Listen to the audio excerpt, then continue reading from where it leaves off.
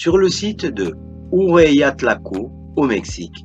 Dans les années 1960, Juan Armenta Camacho et Cynthia Irwin Williams ont mis au jour des outils sophistiqués en pierre, rivalisant avec le meilleur travail de l'homme Cro-Magnon d'Europe. À Hueyatlaco, près de Valsequillo, à 120 km au sud-est de Mexico, des outils de pierre d'une nature un peu plus crue ont été retrouvés sur le site voisin d'El Horno, l'éléphant.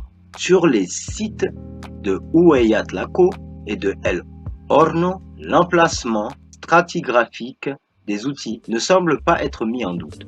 Cependant, ces artefacts ont une caractéristique. Une équipe de géologues ayant traversé pour l'enquête géologique américaine leur a donné un âge d'environ 250 000 ans. Les géologues impliqués ont déclaré que 4 méthodes de datation différentes avaient indépendamment conduit à des âges inhabituellement élevés pour les artefacts trouvés près de Valsequillo. Les méthodes de datation utilisées étaient la datation par série d'uranium, la datation par trace de fission, la datation par hydratation du téphra et l'étude de l'altération des minéraux. Comme on peut l'imaginer, la date d'environ 250 000 ans est obtenue pour l'équipe de géologues Hueyatlaco a suscité de nombreuses controverses. Si cela avait été accepté, cela aurait révolutionné non seulement l'anthropologie du Nouveau Monde, mais également l'image globale des origines humaines. On pense que les êtres humains capables de fabriquer les outils sophistiqués trouvés à Hueyatlaco ne sont apparus qu'il y a environ 100 000 ans en Afrique. En tentant de faire publier les conclusions de son équipe, Virginia Steen McIntyre a été confrontée à de nombreuses pressions et obstacles sociaux. Dans une note à un collègue le 10 juillet 1976, elle a déclaré « J'ai appris par des ragots de contreforts que Hal, Roald et moi-même sommes considérés comme des opportunistes et des demandeurs de publicité dans certains milieux, à cause de Hueyatlaco.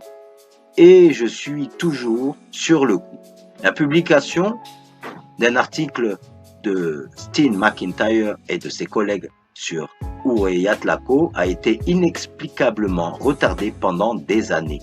Le document a été présenté pour la première fois à une conférence anthropologique en 1975 et devait paraître dans un volume de symposium.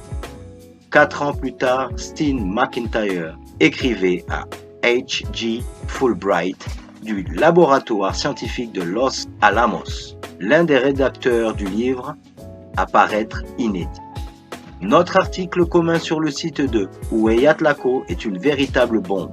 Il placerait l'homme dans le Nouveau Monde bien avant Clovis. La plupart des archéologues pensent que les outils bifaciaux trouvés in situ sont un signe de Homo sapiens. Selon la théorie actuelle, Homo sapiens n'avait même pas évolué à cette époque et certainement pas dans le Nouveau Monde. Steen McIntyre a poursuivi en expliquant. Les archéologues s'emportent contre Hueyatlaco, ils refusent même de l'examiner. J'ai appris de sources indirectes que divers membres de la profession me considérant comme, voire un simple journaliste, une opportuniste, une malhonnête, une idiote, tout et n'importe quoi, aucune de ces opinions n'aidera ma réputation professionnelle. Mon seul espoir de clarifier mon nom est de faire en sorte que l'article de Hueyatlaco soit imprimé afin que les gens puissent juger d'eux-mêmes les preuves. Et à d'autres demandes d'informations, le 8 février 1980, à Steve Porter à propos de la publication de son article sur Hueyatlaco. Les messages que j'aimerais soumettre donnent les preuves géologiques, a-t-elle déclaré. C'est assez clair. Et s'il n'y a pas eu beaucoup de manuels d'anthropologie qui auraient besoin d'être réécrits, je pense que nous n'aurions eu aucun problème à faire accepter cela par les archéologues.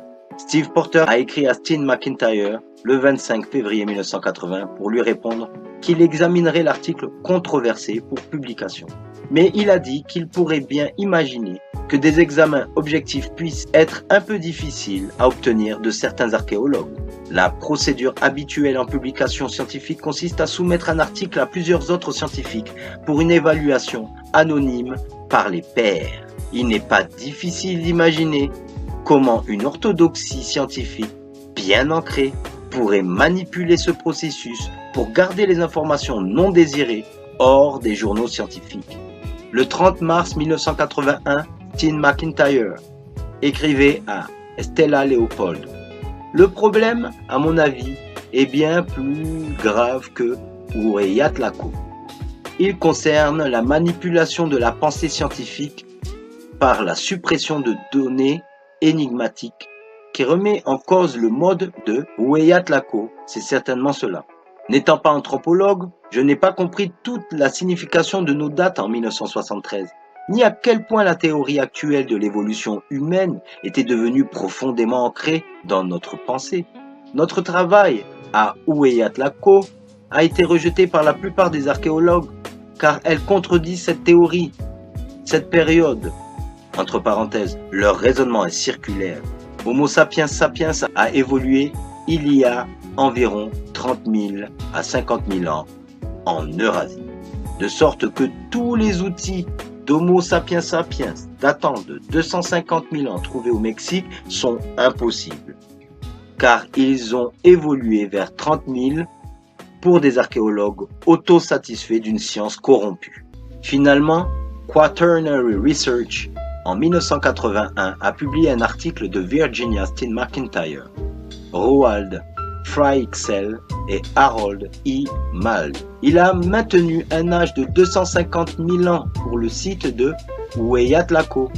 Bien sûr, il est toujours possible de soulever des objections concernant les dates archéologiques et Cynthia Irwin Williams l'a fait dans une lettre en réponse à Steen McIntyre, Fryxell et Maldé. Maldé et Steen McIntyre répondirent à ces objections, mais Irwin Williams n'a pas cédé.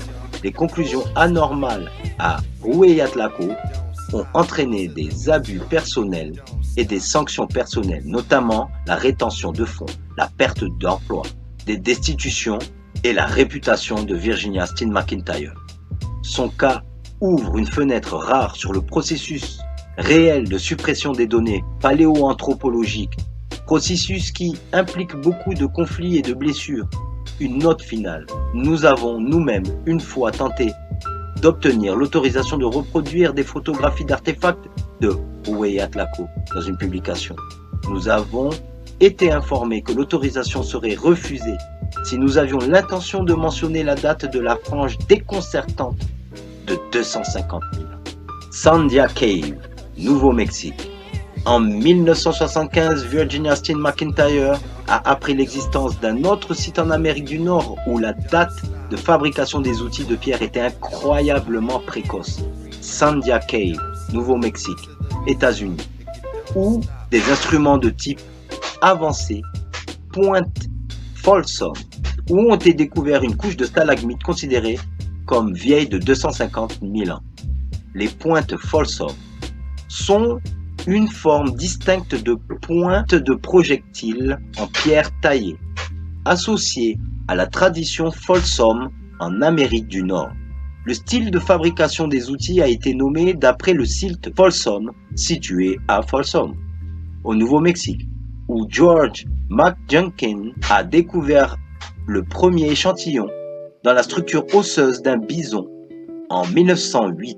La pointe de Folsom a été identifiée comme un style unique de pointe de projectile en 1926. Dans une lettre adressée à Henry P. Schwartz, le géologue canadien qui avait daté la stalagmite, Virginia Steen McIntyre écrit « 10 juillet 1976.